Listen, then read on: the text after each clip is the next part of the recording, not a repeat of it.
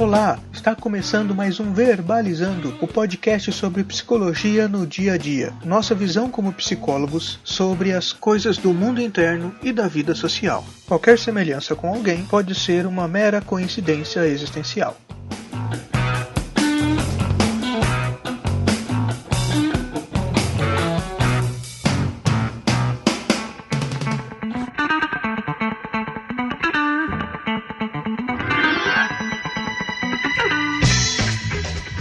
Falaremos hoje em sonado eco. Em sonado? Ah, sim, entendi. Com som, né?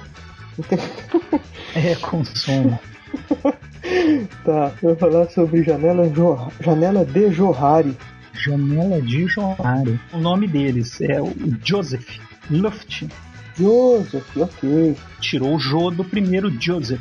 E Luft, né, Joseph Luft, e Harrington, e aí pegou só o Harry, e pegaram o nome, criaram a janela de Johari e pegaram os nomes dele aí em 1955 para criar Johari. É basicamente uma combinação do nome de duas pessoas. Se os inventores, se os criadores fossem Maria José, a janela se chamaria Mazé.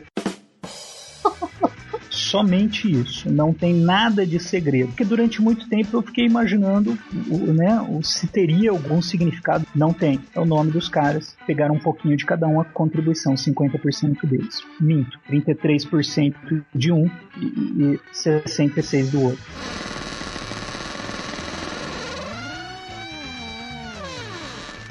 Olha, eu acho que assim, que eles pegaram um veio aí muito interessante, que é a qualidade nos relacionamentos interpessoais.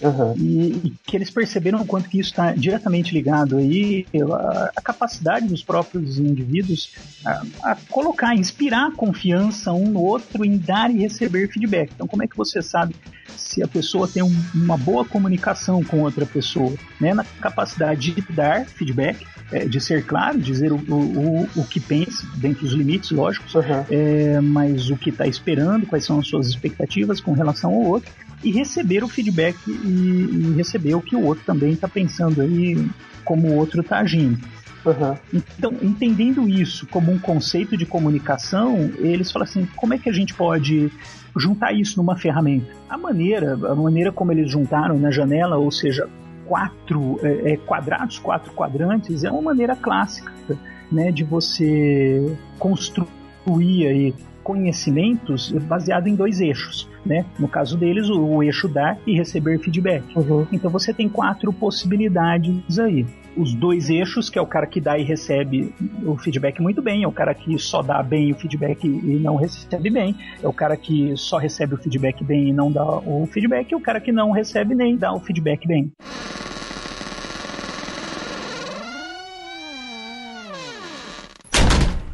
Interessante isso que você está falando, assim, como comunicação, né? Eu entendi a janela de Johari quase como, digamos, não personalidade, mas como você se mostra para os outros, não da comunicação. Mas é interessante a clareza que isso dá. Isso. É realmente dar feedback, e alguns chamam de abertura, né? Isso. Então, quanto você está pronto para receber. Mas é interessante ver isso na comunicação, que é uma coisa que eu não tinha visto antes. Interessante. Partiram da ideia que comunicação é algo que é intrínseco ao ser humano. Então, te diz muita coisa sobre você mesmo, né? Até creio que a comunicação é a ferramenta que nós temos de contato com as outras pessoas. Me corrija se eu estiver errado, mas creio que é a única ferramenta de contato que a gente vai fazer com outra pessoa envolve comunicação. Como é que a gente entra em contato com o ser humano? Através de comunicação. Seja ela verbal, não verbal, tato, etc. Comunicação. Então eles pegaram isso, então o receber o feedback, o dar o feedback, né, o deixar claro o que pensa, né, e juntaram tudo isso nas janelas. Quando você traz isso mais para uma autoanálise, as 4 janelas, elas ficam mais ou menos assim, aquilo que sabemos ao nosso respeito, aquilo que não sabemos ao nosso respeito, aquilo que os outros conhecem do nosso respeito e aquilo que os outros desconhecem do nosso respeito. Pode parecer um pouco confuso, mas a partir do momento que a gente começar a falar de cada janela, a gente consegue ver que as coisas se encaixam muito bem. Por exemplo, aquilo que sabemos ao nosso respeito é aquilo que a gente consegue entender do feedback da outra pessoa e casa muito com o feedback que nós temos sobre nós mesmos. Então, uma pessoa é extrovertida e ela sabe que ela é extrovertida e as pessoas dizem que ela é extrovertida, isso está na janela aberta dela. É do conhecimento dela e é do conhecimento do outro. Em algum momento isto foi comunicado para o outro, a outra pessoa percebeu isso e devolveu essa comunicação, e ela, enquanto indivíduo, percebeu a devolução do outro. Ela percebeu o que estão dizendo para ela. Nossa, como você é extrovertido, né? Que normalmente, ou os outros adjetivos, como você é alegre. Exato. Agora, o que pode acontecer? Se ela não tivesse essa janela aberta de escutar o que o outro deu esse feedback para ela, dela ser extrovertida, talvez isso não passasse pela cabeça dela. Ela sabe que ela é extrovertida, mas ela nunca parou para escutar as outras pessoas ou essas pequenas nuances de que ela é extrovertida, que ela é feliz, que ela é alegre, enfim, então ela não escutou o outro, que isto já é outra janela. Eu acho que assim, o bacana, então a gente, né, vamos falar um pouco do que são as janelas, né, até para ficar um pouco mais claro. Ótimo.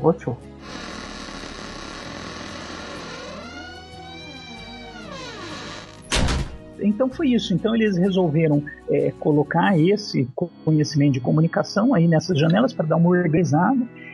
E eu acho que era algo assim bastante usado nos anos 50, nos anos 60, principalmente essa coisa de quadrantes, quadradinho, e você usar 4 quadrantes, 4 possibilidades em cima de um eixo. Nós temos inúmeros exemplos disso. Psicologia, administração, a própria análise SWOT é feito em cima de um quadrante desse. Eles sempre constroem em cima disso, né? Os sistemas de liderança, M1, M2, M3, M4. Isso. Todas essas tipologias aí baseadas aí, que é bem agradável ao ser humano. É um pouco complexo porque oferece 4 possibilidades, mas também não é tão complexo que oferece inúmeras possibilidades. E é interessante porque é uma certa concretização dessa coisa que a gente não vê. Feedback, comunicação, a parte, esse software da pessoa, né? E ninguém consegue ver, medir, nem imaginar o que é isso. E eles colocaram isso numa janela, que facilita muito exatamente a nossa comunicação e entendimento, né? Porque começa a colocar um corpo. Acho que isso é uma coisa muito interessante, essas representações gráficas dessas coisas tão subjetivas, né? E acho que isso é uma coisa bacana. E engraçado, né? Você falou disso nos anos 50 e o Blanchard e o Hersey fazendo a maturidade, né? Como você falou, M1, M2, M3, M4, já nos anos 80, se não me engano. Assim, pode ser uma tendência, então, de todo mundo fazer coisa parecida, né? Porque é um jeito de concretizar. Sim. Traz um pouco assuntos sobre psicologia ou sobre comportamento humano, eles são realmente por natureza etéreos, enfim, né? Então eles ficam divagando às vezes, né? Apesar de facilmente percebidos, mas eles precisam daquela clareza pé no chão, né? Daquela concretude. E esses caras, o Jo e o Harry, eles conseguiram trazer isso dessa maneira, usando esses recursos, mas conseguiram trazer isso, inclusive numa maneira até de se fazer uma análise da própria comunicação. É uma ferramenta tão completa no que promete que um simples exercício nessa ferramenta te dá um feedback para você mesmo de como está a sua comunicação, ou seja, traz isso bastante para o concreto, porque ele vai trabalhar e apresentar tanto para si mesmo quanto para os outros quais são as áreas que a gente conhece e que a gente desconhece, quais foram os facilitadores e os dificultadores nos relacionamentos interpessoais, na comunicação, né, em todas essas questões. Então eles conseguem trazer uma ferramenta aplicável.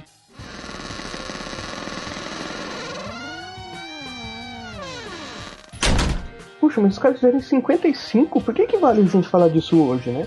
Eu acho que existem conhecimentos, né? A gente não pode perder que existem conhecimentos aí que são grandes descobertas, né? Ou evoluções de descobertas e tal, e que são aplicáveis até o dia de hoje. A gente utiliza a roda até hoje, enfim, né? Que foi uma grande descoberta lá do passado.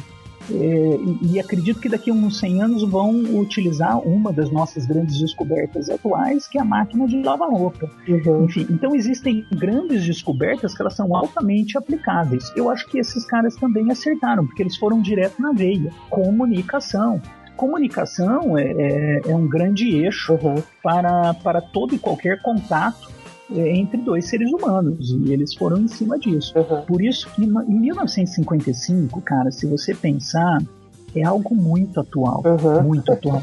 E se você pensar até enquanto psicologia, que é uma ciência nova. Nova, exatamente. Atualíssimo. Então é aquela criança, é o Mozart de 4 anos, que é um gênio. Enfim, e criou assim uma genialidade e tal que vai ser usada durante gerações e gerações, eu tenho certeza. O segredo deles é que eles acertaram na veia. Relacionamento de dois seres humanos, comunicação, foram na veia. É o que a gente trabalha em clínica, é o que a gente trabalha em consultoria, é o que a gente trabalha em coaching, é o que a gente está fazendo agora. Tudo se resume em comunicação. Vira uma maneira de sintetizar isso. Muito bom. Então, por isso que teve uma grande divulgação.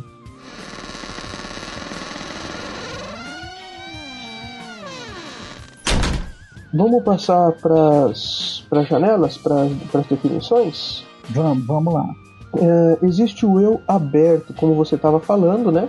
Aquilo que é conhecido da pessoa e das pessoas que estão convivendo com ela, né?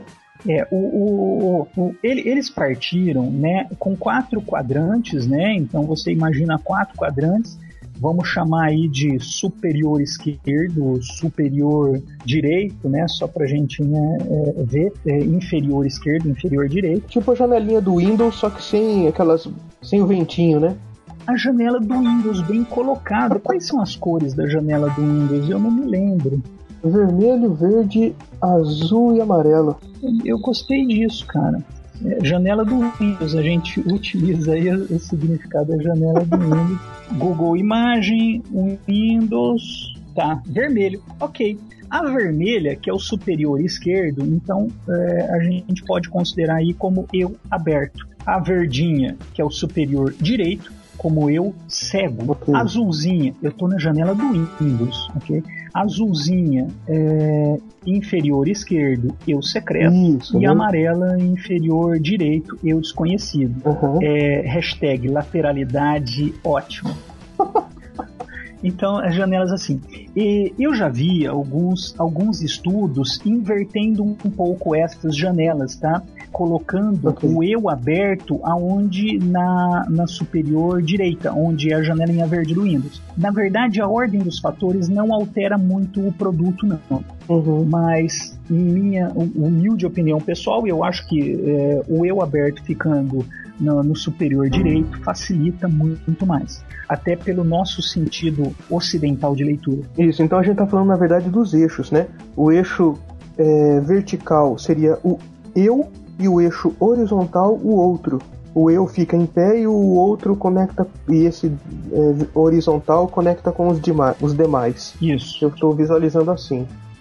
Se a gente pensar assim no eixo horizontal, tá? Legal. Enquanto receber feedback, no começo, no extremo esquerdo, o máximo de feedback, até caminhando para o sentido direito, o mínimo de feedback.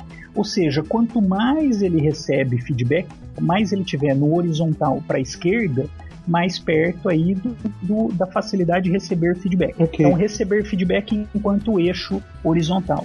Enquanto o eixo vertical, você tem o dar feedback. Enquanto mais baixo, mais inferior, menos ele dá feedback. E quanto mais superior, mais ele dá feedback. Ou seja, eles se encontram em dar mais feedback e receber mais feedback no superior esquerdo. Okay? Então é um eixo assim, que é daquilo que a gente estava falando, que é a maneira de você colocar em 2 eixos essas questões da apresentação, né, de colocar ideias de repente até intangíveis, né, de você colocar em 2 eixos como uma maneira de você trazer elas para concretude. Então ele trabalha nisso. Por isso que o eu aberto ele é o conhecido do eu, e o conhecido pelos outros. Né? Então ele dá feedback, recebe feedback, e isso é muito fluente para ele, então ele consegue saber o que o outro está pensando e ele também tem clareza daquilo que ele está pensando, que ele passa para o outro o que ele está pensando. Num exemplo clássico, um líder que